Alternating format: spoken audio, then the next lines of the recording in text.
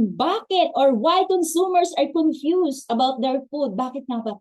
Coach Olive, paki-explain nga po. Ayan, Morning. good morning everyone! Good morning po sa ating mga first-timer na nandito sa room at good morning din po sa lahat ng mga regular natin na nasa Zoom. Ayan, magandang umaga po sa inyong lahat. Happy morning po sa inyong lahat at ngayon po ay araw ng Tuesday. It's November 28. So, kamusta po ang inyong umaga? By the way, ang pangalan ko po ay Olive Tajonera. Ayan po ako dati. Mahilig po kumain ng carbohydrates kagaya po na na-explain kanina sa healthy breakfast, kanin, tinapay, pansit, noodles. So, dahil po do'n, ayan ang nangyari po, mas gumana ang kain, nag-gain ng weight tapos, nagkaroon ako ng problem sa digestion, hindi po ako everyday nagbabawas ta's may bleeding pa. And nung nakita ko po 'tong Herbalife Nutrition, shinare lang po sa akin, sinunod ko yung meal guide from my coach, inaral ko kung paano din po and alam niyo po ba in 10 days, I lost 2 inches and 5 pounds and, in 2 months 23 pounds ang total weight loss ko. At ang maganda pong balita nung ano lang ko, kaka-celebrate ko lang ng 50 years old ko, wala po akong maintenance. So even may lahi kaming diabetes, high blood, so wala po, hindi po totoo yun. Kailangan po lang talagang ayusin yung kinakain hangga't maaga. So, thankful and grateful po ako dito sa ating company kasi because of my results, nagkaroon po ako ng instant negosyo. Nung nagka-result, dati po akong government employee for 15 years. Ang sweldo ko is only 10,000 pesos. And because of Herbalife Nutrition, nagkaroon ng instant negosyo because of my result in naging attractive ka sa mga office mates mo, anong ginawa mo, bakit di ka na masungit, bakit parang pumuti ka, ano yan, ba't pumayat ka, ano yan. So, dun ko na-realize na kapagka meron kang result, hindi sales talk, talagang bibili sila sa'yo. So, agad-agad nagkaroon ako ng instant na 350 pesos na income, 500 ganyan. So, para mas malaki pa sa daily sweldo ko. And ang ginawa ko, inaral ko paano maging 50% supervisor. So, nag-qualify po talaga ako kasi gusto ko talaga, sabi nga ng nanay ko nung nabubuhay pa siya, ang isang negosyo dapat mas malaki ang kita mo kasi kung magninegosyo ka, mas maganda, mas marami kang paggagamit mo siya, maiinom mo siya, yun. Kaya na-appreciate ko po 'tong Herbalife Nutrition business kasi bakit? Iinumin mo siya, magiging healthy ka, marami kang matutulungan because of itong mga topic na 'to.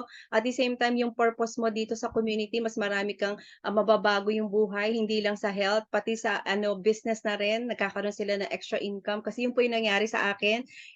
Nagkaroon po ng, ito na yung business ko for more than 10 years na rin. So, imagine niyo po yung isang taon ko na sweldo, puwede ko palang kitain ng isang buwan sa Herbalife Nutrition. So, gano'n po kaganda yung ating opportunity plus nakaka-travel ka, nagkakaroon ka unti-unti mo natutupad yung mga pangarap mo, bili ka ng sasakyan, yun po yung nangyari sa akin. And right now po, naka-invest na rin sa mga condominiums, ganyan. So, yung life na gusto ko nandoon na nagtatrabaho ako, nung kinumpute ko po kasi yung sweldo ko, hindi po talaga matutupad. So, sa negosyo lang po talaga na 'to at I really love, and thankful ako sa sponsor ko na ginide talaga ako dito sa ating Herbalife Nutrition and thankful ako sa company natin sa mga promotions, grabe. So, guys, spectacular. And yun lang po talaga yung nakapagpabago sa buhay ko, nabago yung mindset ko na hindi pala empleyado ang makakapagpaano sa akin. So, Spectacular 2024 sa SMX Samoa. So, yun lang po talaga. So, guys, magkita-kita po tayong lahat doon. Alright. So, thank you Herbalife. So, ito po ang aking topic for today. Ayan, eto na po. At ang maganda po dito sa Herbalife, matututo ka rin po mag-share. Kasi, yun nga po, ordinary, tapos magkakaroon ka ng special training with our doctors, mga trainings dito sa ating mga co-coaches. So ito po yung mga topic, ito po ay galing sa isa sa atin sa Herbalife, si Susan Bowerman. So siya po ang gumawa nito at ito po i-share lang po namin yun sa aming kaalaman, sa aming nakita sa kanya. So yun, sabi nga po niya, ito yung topic natin, why consumers are confused about their food. So bakit nga ba ang mga tao ngayon ay sobrang dami ng ano ba talaga dapat ang kakainin or ano ba dapat ang pipiliin? Kasi alam niyo po ba, sa headlines po nag-shout out, sabi nga, "Avoid butter and the next Tapos sa makikita naman sa commercial, butter is good for you. So nakakalito na po talaga. Sabi nga po, with all the opposing nutritional news that comes at us about nearly everything we consume, it's no wonder people are confused about what to eat. At survey po ito galing sa International Food Information Council or IFIC, found that 78% of consumers receive conflicting information about what to eat to avoid, and more than half of those folks, 56% doubt the choices that make it as a result. So yun nga po, kagaya po nitong mga pinipili sa survey showed that 96% of consumers seeks out health benefits. Namimili na po sila ngayon, yung mga tao ngayon. So pwede po natin i-next. Ayan. Ayan. So sabi po dito, 96% of consumers seek out health benefits. O yun po yung kasi bakit po? Ngayon po, pinipili na po nila yung weight loss, cardiovascular health, yan ba yung maganda sa energy at digestive health. So di po ba nakakatuwa ang mga tao na nagiging aware na po, madami na po yung percentage from what they eat and drink. But out of those, 45% could identify a single food or nutrient associated with those benefits. As an example of this kind of disconnect, only 12% could associate omega-3 fatty acids found in fish with heart health. Less than 5% could positively say that the caffeine provided energy to the body. So imagine niyo po, ganyan po yung mga percentage sa survey. So tandaan po natin, lahat po yan i-share natin later. Ayan, so next po. So ito na, decoding labels and debunking fads. Ang nakakalito na rin po yung mga nakalagay sa mga label, di po ba? Kagaya po dito sa picture.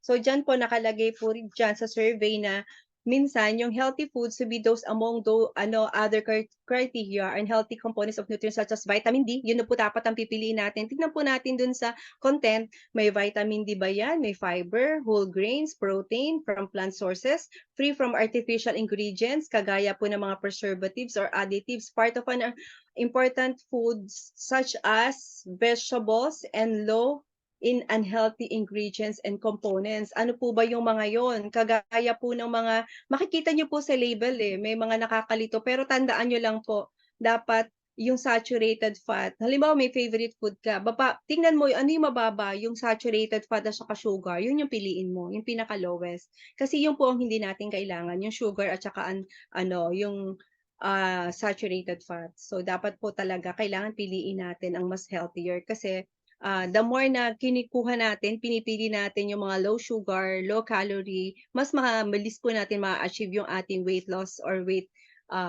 goal natin, wellness goal natin. Okay, so next po. Ayan, sabi nga, paano ba nakakakuha? Saan ba coach makakakuha ng mga information? Kasi right now po, nalilito na po ang mga tao, ano ba talaga dapat ang ating pipiliin sa sa ating kakainin. So, nalilito na sino ba ang mag-i-influence. So, may mga tao po na ito po yung napipili. So, kagaya po ng friends or family members, malaki po talaga influence ng ating mga magulang, ng ating mga kapatid, ng ating mga kasama araw-araw. Kasi sila po yung everyday na nakakasama natin, nakikita natin yung kinakain nila. So, ito po yon yung conversation sa kanila, like healthcare and professional dietitian or nutritionist, health food and nutrition bloggers. So di po ba nakikita natin yan sa mga yung mga social media ngayon, healthcare and fitness professionals on TV and social media. May mga meron kang mga halimbawa yung mga mga pina-follow mo na mga artista na may mga ini-endorse na produkto, and news article or headlines. Yung po yung mga nakikita natin ng mga pwedeng mag-influence sa atin sa good nutrition. Yun nga lang po, kaya napakaganda po talaga na, siyempre kapag nag-consult ka sa ang iba sa pagko-consult may bayad lalo na sa mga nutritional yung mga professional like doctor, siyempre 'pag nag-consult ka, you have fees na kailangang bayaran kasi dun talaga sila nag-aral, 'di po ba? At may mga subscription din sa mga gusto mo na mga fitness 'di po ba may mga gano'n, may bayad din. So, ayun, ang good news po dito sa Herbalife Nutrition, we have a community na pwede ka makakuha ng information na kagaya ng mga makukuha niyo po ng mga kailangan natin sa good health natin. So we're so lucky we have our coach na para mag-guide tayo, ano ba dapat ang kakainin natin. At salamat po sa mga nandito nagsi-attend dahil nagkaroon po kayo ng nag-say yes kayo to attend para mas malaman niyo po 'tong information. And then next po, please. Ayan, so eto na po yung mga recommendation. Paano ba natin aayusin yung ating mga food choices at sa araw-araw na kakainin natin. Kung mahilig ka po sa soda, ang piliin niyo na lang po, i-trade up niyo po siya sa mga like, fresh fruits, 'di po ba? And, meron naman puwede mong let's say yung orange or meron kang, lagyan mo ng apple, yung mga gano'n. Ako usually po my personal experience hinahaluan ko na lang ng 'di po ba meron tayong aloe vera, for digestion and of course yung tea, we have 2 flavors, may apple chamomile and original. Hinahalo ko po 'yan sa mga fresh fruits tapos para siyang iced tea. So, dati po lagi po ako nagsosoda, so ang ginawa ko na po 'yun ang pinaka-drink ko. So, 'yun nga po prioritize your calories. Ano ba ang dapat na kakainin mo daily para ma-achieve mo yung weight loss goal mo. So, yun nga po mindful eating. So, kung gusto mo talaga na, makuha yung kaya ang ginagawa po namin kapagka nasa weight loss ka, kainin mo yung lunch mo, pero make sure piliin mo talaga dapat yung kakainin mo. Like, may protein ba 'yan? 'Yan ba ay hindi prito? Hindi ba 'yan, yun ba yung hirap i-digest ng katawan natin kagaya ng pork at saka beef. So, kaya po sa meal guide natin nilalagay lang po chicken or fish para lang po mas ano, mas safe at mas madaling ma-digest.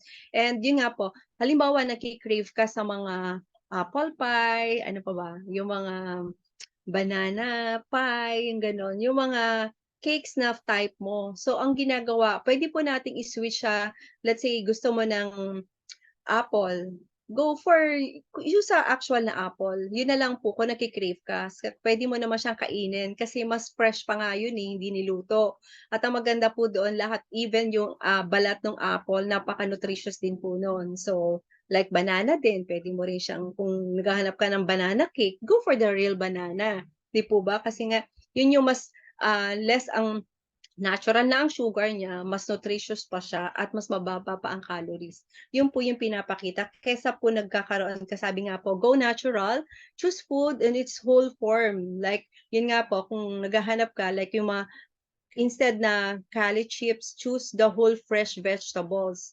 You're getting full flavor but fewer calories, less salt and less sugar, tapos less fat pa. So yun po yung pinakaano. And then sabi nga po, plan ahead.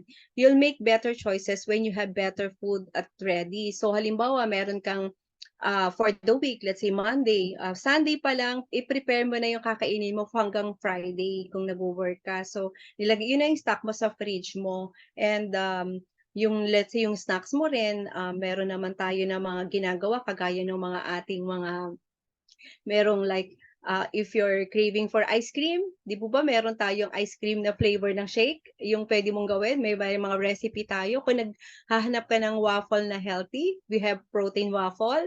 Kung naghahanap ka rin ng mga overnight oats, yung mga cookies, meron na ring recipe si Herbalife na ang nakalagay ay shake para protein rich, tapos low sugar pa siya, low calories. So alam mo yun yung mga puwede mong i-stock na mas healthier, nagiging wise ka na na dapat yun ang ilalagay mo sa ref mo. Unlike before na naggo-grocery ka, ang daming laman, puro hindi kailangan. Yun yung tinatawag natin na sabi, trash na yung mga kailangan ilagay na sa ano, sa trash yung mga unhealthy food kasi nga hindi naman trash can yung katawan mo. Kailangan ay i-ano mo siya, i-value mo kasi marami kang role the whole day, kailangan kainin mo yun dapat para mas maka-perform ka.